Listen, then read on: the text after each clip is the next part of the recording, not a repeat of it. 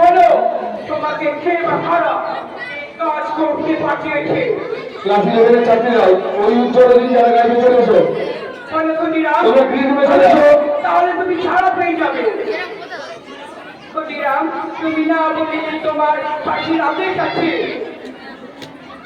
ক্ষুদিরাম বলো, তাহলে তুমি বলো তোমার শেষ ইচ্ছা কি আছে? ক্ষুদিরাম, তুমি নিয়ে যাও ওনার বোনের কাছে।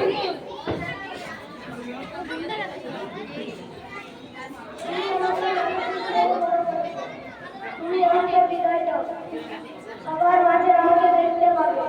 একদিন ইংরেজরা আমাদের ঘরে ভালো থাকতে পারবে, এখন আমাকে বিদায় দাও। না না, এই হতে পারে না।